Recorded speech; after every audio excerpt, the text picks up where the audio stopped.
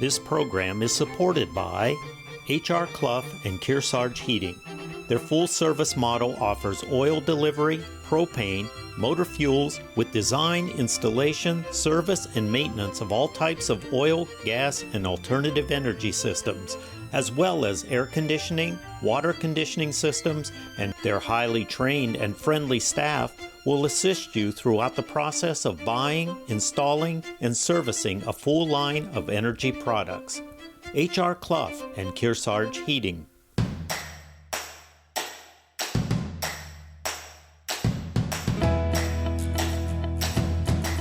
Welcome back to your Yankee Chronicle, coming to you from Spring Ledge Farm in New London.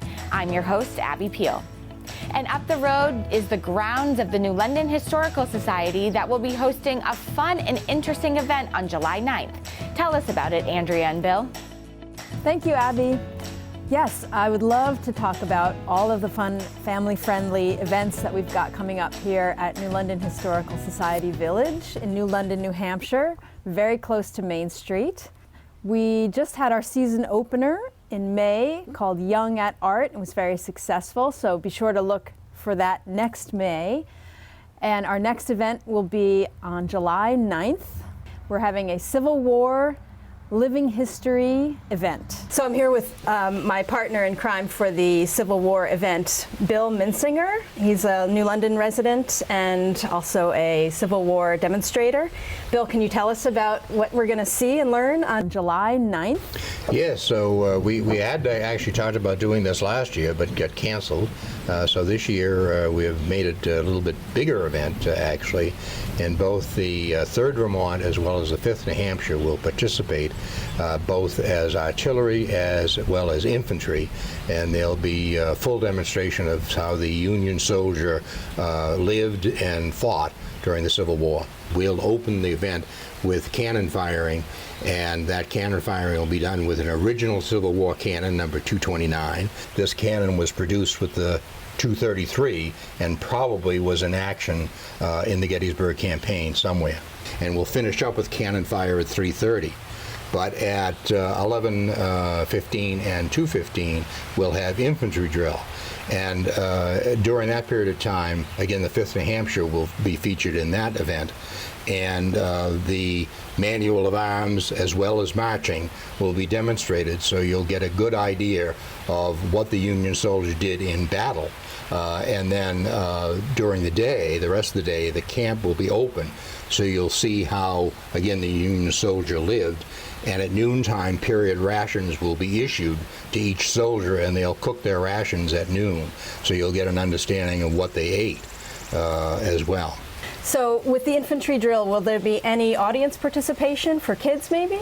Yes, so at the end of each drill, we anticipate that we'll issue wooden muskets to some of the younger folks who might want to fall in with us. And we'll be embarrassed if by the end of the drill they're doing it better than we are. But indeed, that always is a favorite aspect of one of these events. Bill, what is the history of the 3rd Vermont Hemlocks? So the modern day 3rd Vermont Hemlocks were actually created during the 100th anniversary of the Civil War. So the organization has been in existence since 1963. Now the 5th New Hampshire was raised and conquered by Edward Cross and was known as the Fighting Fifth. And they fought with this Hancock's 2nd Corps and saw very heavy action, particularly at Gettysburg. And sticking with the theme of battles, Bill, why don't you use the term reenactment to describe this event? But we aren't firing at graycoats, so there'll be no graycoats here. This is northern territory, no graycoats at this battle, and there won't be a battle reenactment per se. Bill, thank you so much for joining us here today. And there's lots of parking, and the transportation building will be open. The village will be mostly open, so you can also see these great 19th century period buildings. And you can drop by and see our 19th century transportation exhibit, which is phenomenal. Oftentimes people comment that they had no idea what a hidden gem there was in New London, New Hampshire, and they're so happy they came and saw.